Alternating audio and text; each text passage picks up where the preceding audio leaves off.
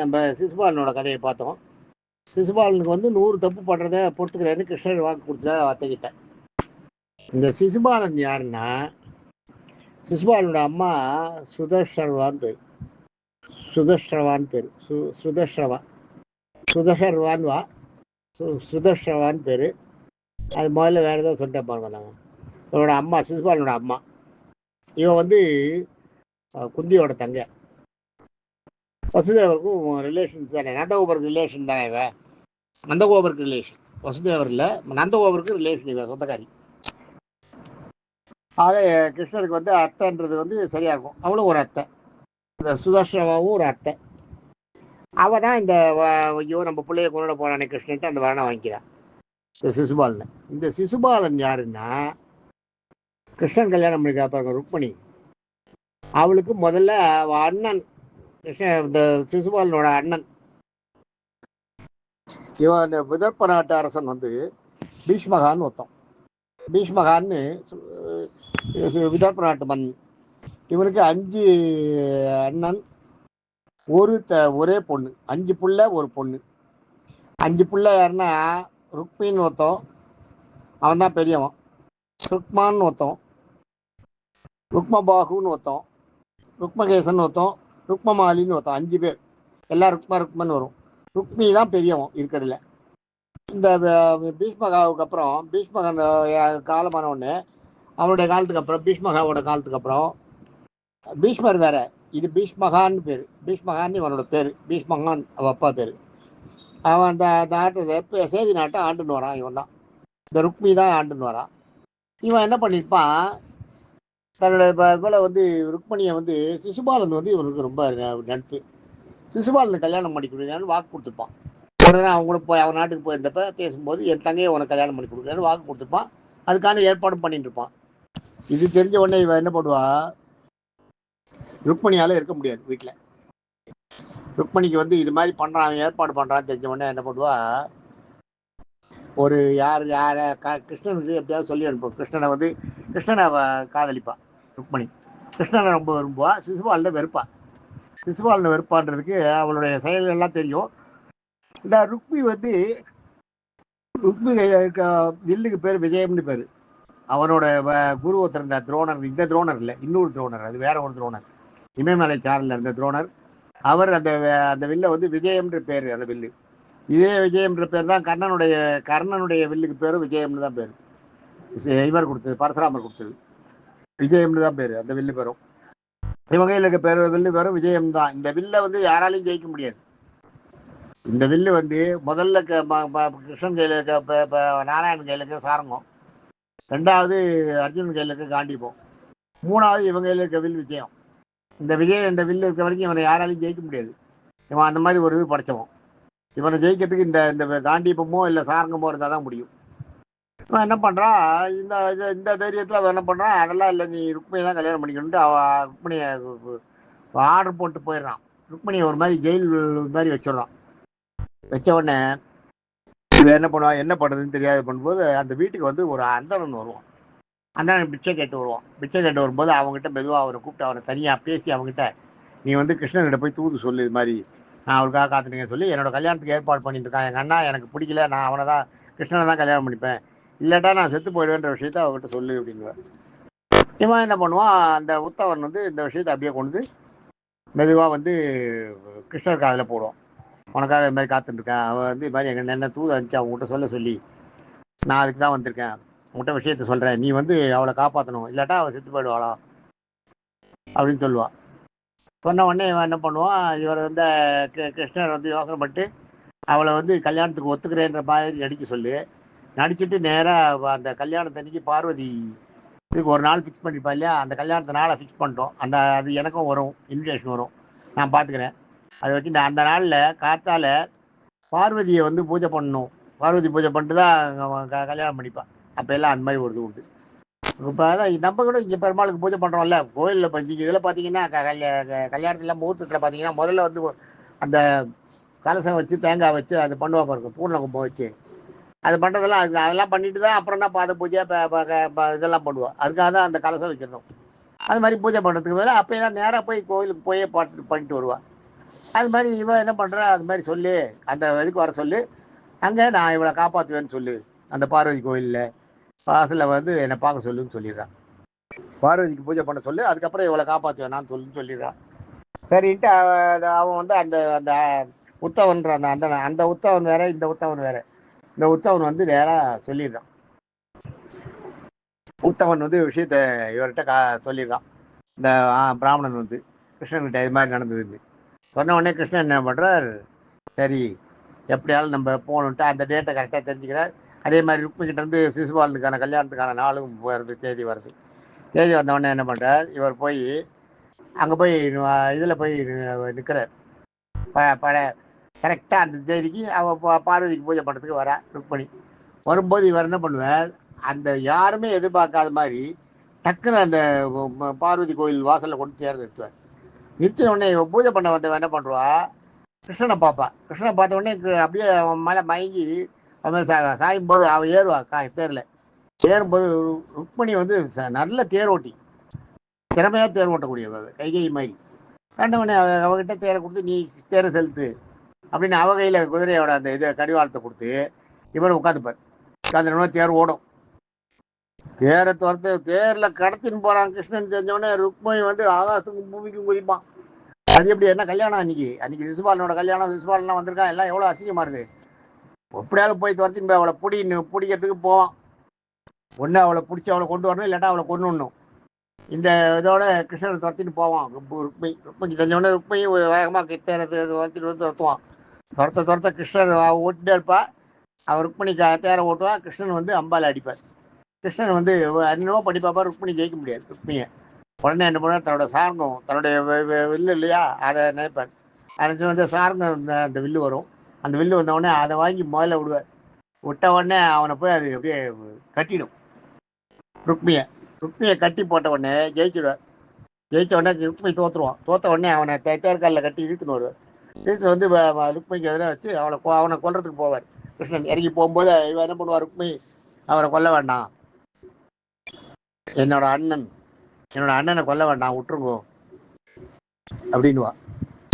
சேதி நாட்டு அரசன் அவன் தான். சேதி நாட்டு வந்து குந்தினபுரம்னு ஒரு அந்த ஊர் பேர், தலைநகர் பேர். சேதி நாட்டு அந்த சேதி நாட்டோட தலைநகர் வந்து குந்தினபுரத்தில் வந்து அவன் தான் அரசன். இப்போ பீஷ்மகா எங்கள் அப்பா செத்து போயிட, எங்கள் அண்ணன் அவன் தான், அவனை கொள்ளாதீங்க, என்னோட அண்ணன்றதை பாருங்கோ, அவனை கொல்லக்கூடாதுன்னுவா. கொல்லக்கூடாதுன்னு ஒன்று தெரிஞ்சுங்க, அந்த காலத்துலேயே ராஜாக்களா இருக்குவா இல்லையா, பிராமணனா இருந்தா குடுமையாவும் அறுத்து குடுமையை எடுத்து அவனை அடிச்சா அவனை கொண்டதுக்கு சமம், எதிரியை ஜெயிச்சு கொலை பண்ணதுக்கு சமம். அதே அவன் அந்தானம் இல்லாத வேற வைசியனா இருந்தா அவனுக்கு வந்து தலையில மொட்டை அடிச்சு 5 இடத்துல குடுமி வச்சு அனுப்புறது. தலையில 5 இடத்துல குடுமி வச்சு அனுப்பிச்சா அவனை கொண்டதுக்கு சமம். அவன் வந்து பிராமணன் இல்லாத சத்திரியனா இருந்தா 5 இடத்துல குடும்பி வச்சு அவனை வரட்டி விட்டோம்னா அவனை வந்து கொலை பண்ணதுக்கு சமம். பிராமணனா இருந்தா குடுமையை அறுத்துடணும்.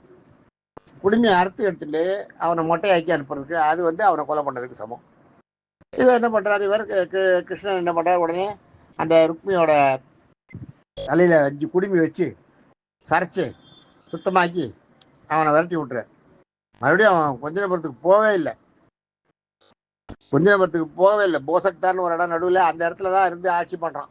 குந்திரபுரத்துக்கு போகவே இல்லை. அவனுக்கு அவமானமாயிடுது, அசிங்கமாயிடுது. அந்த ருக்மி அந்த அந்த அந்த அந்த ருக்மி அப்படி இருக்காத வழிய பிற்காலத்தில் அவன் என்ன பண்ணுறான், ஓரளவு தெரிஞ்சுக்கிறான், மாறிடுறான்.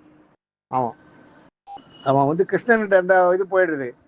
ஆனால் பலராமர்கிட்ட மட்டும் அவனுக்கு அந்த அந்த இது இருந்துகிட்டே இருக்கு. அவனுக்கு பலராமர் கையால் தான் சாகிறான் அவன். இவா சூதாடினா இல்லையா, இவா பகடை ஆடுறதுக்கு முன்னாடியே ராஜாக்களை பகடை ஆட கூப்பிட்டா வரமாட்டேன்னு சொல்லக்கூடாது. அது ஒரு சாஸ்திரம் இருக்குது, அது பின்னாடி நான் சொல்கிறேன்.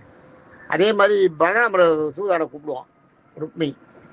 கூப்பிடும்போது பலராமர் போகும்போது முதல்ல கொஞ்சம் காசு வைப்பா, 1 லட்சம் 5 லட்சம் 5 லட்சம் வைப்பா, கொஞ்சம் காசு வைப்பா. முதல்ல எல்லாம் அவன் ஜெயிச்சுன்னு வருவான், ருக்மி ஜெயிச்சுன்னு வருவான். ருக்மி ஜெயிச்சுன்னு வந்து கண்டபடி திட்டுவான் இவரை, பலராமரை. நீ எல்லாம் வந்து என்ன மாடு மேய்க்க தான் லாய்க்கு, நீ உனக்கு இதெல்லாம் லாய்க்கு இல்லைன்னுவான். அதுக்கப்புறம் பலராமர் என்ன பண்ணுவார், பெரிய அமௌண்ட்டாக வரும்போது 2 தரம் ஜெயிப்பார். 10 லட்சம் 1 லட்சம் 1 கோடின்னும் போது அந்த 2 தான் ஜெயிச்சுடுவார். கடைசியில் 2ல் ஜெயிச்ச உடனே ஒரு போனது எல்லாமே வந்துடும். வந்தவொடனே அவன் ஒத்துக்க மாட்டான். சிசுபாலன் வந்து நீ ஜெயிக்கலன்னு இது பண்ணுவான். அப்போ அசரீரியே சொல்லும் சிசுபாலன் தான் ஜெயிச்சான்னு. அசரீரியே சொல்லு, சாரி ருக்மி வந்து நீ ஜெயிக்கலன்னுவான். அசரீரியே சொல்லும் ருக்மி கிட்ட பலராமர் தான் ஜெயிச்சார் அப்படின்னும். ஆனால் இவன் அதை ஒத்துக்க மாட்டான். ஒத்துக்க மாட்டானோன்னு பலராமருக்கு வெறியாயிடும். வெறியானோடனே எடுத்து கதையை எடுத்து பலராமருக்கு தான் தெரியுமே, அதுக்காக நம்ம கதையால் மண்டையை உடச்சிடுவார் அவனை. இதெல்லாம் கடைசியில் நடக்குது. கடைசியில் ருக்மியோட கடைசி காலம் முடியும் போது இது ருக்மியையும் கொண்டு விடுறார். அவனோட நண்பர் ஒருத்தன் வரான். அவன் அது மாதிரி தான் பல்ல காட்டி சிரிக்கிறான். இவரை பார்த்து சிரித்த உடனே அவனோட பல்லையெல்லாம் பிடிங்கிடுறாரு. ஒரே தட்டில் அந்த கதையை எடுத்து ஒரு அடி அடிப்பார், எல்லா பல்லும் கொட்டி போயிடும். பல்லையெல்லாம் பிடிங்கி அனுப்பிச்சிடுறாரு அவனை பிடிச்சி. அந்த மாதிரியெல்லாம் பலராமருக்கு வந்து கோபம் வந்ததுன்னா என்ன பண்ணுவோன்னு தெரியாது. இந்த இதில் கூட இவர் வந்து ருக்மியை கொண்டு வந்து கல்யாணம் பண்ணிட்டாருன்னே எதுக்கு அதை அப்படி பண்ணணும், ருக்மியை எதுக்கு அப்படி கொண்டு வந்து கல்யாணம் பண்ணணும்னு கத்துவார். கத்தின உடனே கிருஷ்ணர்கிட்ட வந்து நீ ஏன் ருக்மியை கல்யாணம் பண்ண, நீ உன்னை யார் கேட்டு பண்ணிய, நான்லாம் இருக்க பெரியவர்க்க தெரியலையா, நீ எப்படி பண்ண என்னன்னுவார்.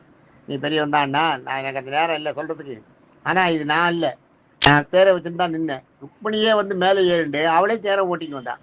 தேரை ஓட்டினது யாருன்னு கேளுங்க, அவள் தான் ஓட்டினான். அவள் ஓட்டினதுனால அவளுக்கு பரிபூர்ண இஷ்டம் இல்லை, அவளுக்கு பிடிக்கல, அதனால நான் பண்ணேன் அப்படின்னு சொல்லி ஒரு மாதிரி பலராமரை சமாதானப்படுத்துவார். ருக்மிணி கல்யாணத்தப்பில் பலராமருக்கு வந்து எதிர்ப்பாக ஆயிருப்பார், ஆகலை. அவர் வந்து கொஞ்சம் கிருஷ்ணர்கிட்ட வந்து பேசும்போது கிருஷ்ணர் வந்து அவருக்கு இணங்காப்பா பதில் சொல்லி என்ன நடந்ததுன்றது எல்லாம் சொல்லி அவரை சரி பண்ணுவார். அது மாதிரி பலராமருக்கு வந்து அப்பப்போ கொஞ்சம் மூர்க்க குணம் வரும், கோபம் வரும்.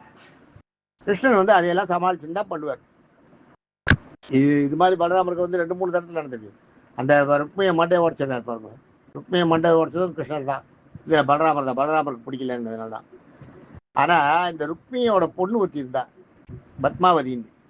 அவன் என்ன பண்ணுறா, இந்த ருக்மிணியோட புள்ள இருக்கா இல்லையா, ருக்மிணி கிருஷ்ணனோட புள்ள திரு பிரத்யும்னனை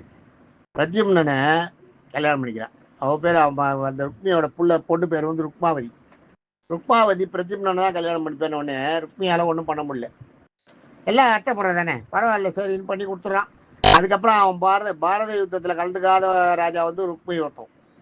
பாரத யுத்தத்துக்கு அப்புறம் தான் அவனை பலராமர் அடித்து சாகடிக்கிறார். ஆனால் பலராமர் வந்து மகாபாரத குருஷேத்திர போரில் வருவான். அவன் வந்து பாண்டவர்களுக்கு ஹெல்ப் பண்ணுறேன்னு வருவான், பாண்டவர்கள்கிட்ட கூட வருவான். வரும்போது கிருஷ்ணன் வந்து ருக்மி வேண்டான்டுவார்.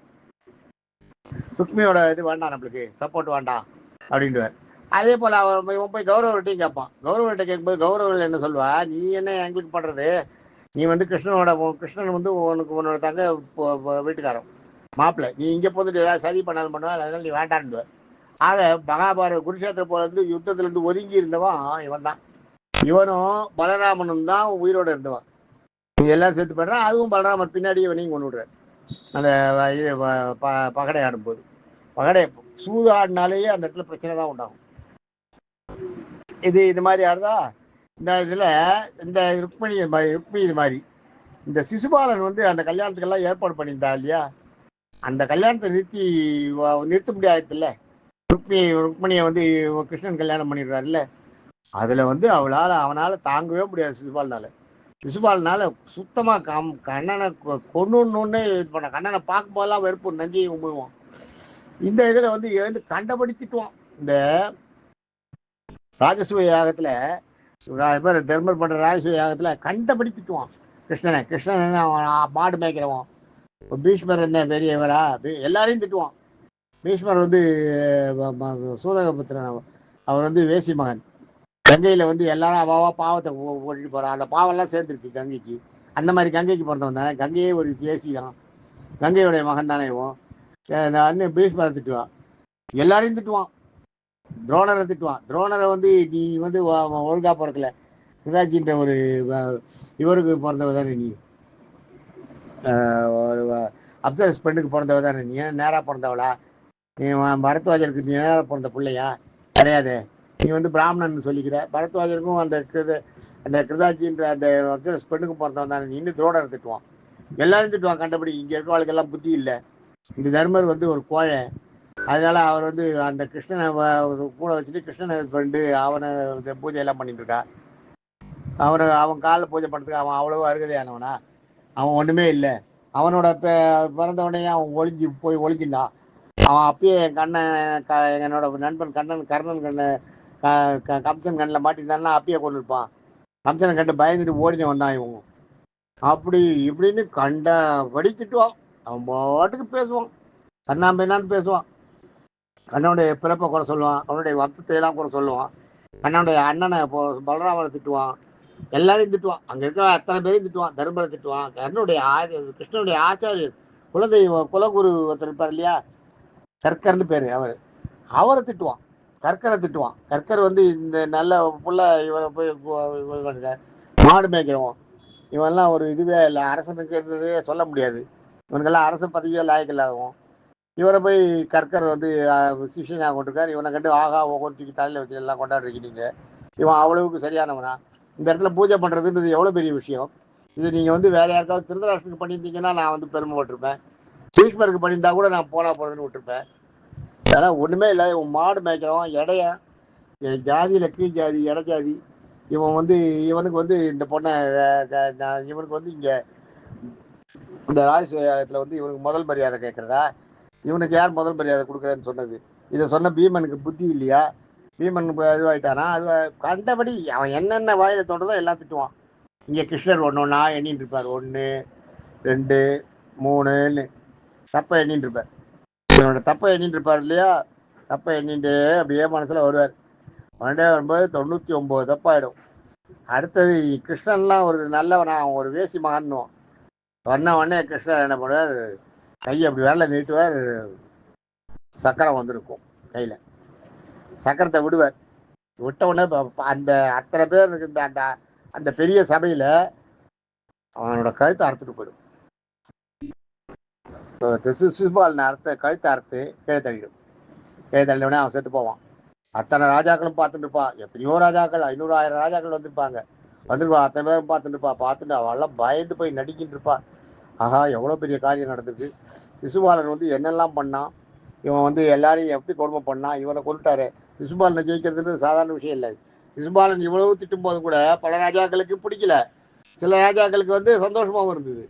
சந்தோஷமா இருந்த ராஜாவெல்லாம் சிசுபாலனை கொன்ன உடனே அப்போ நம்ம நல்ல காலம் சிசுபாலனுக்கு சப்போர்ட் பண்ணி மாட்டிக்காமல் இருந்தோன்னா அவள் பயந்துட்டு ஏதோ அந்த இடத்துல குறை கண்டுபிடிக்கிறதுக்கு குறை சொல்ல வந்தவாளும் வாயை மூடிட்டு விடுறான்.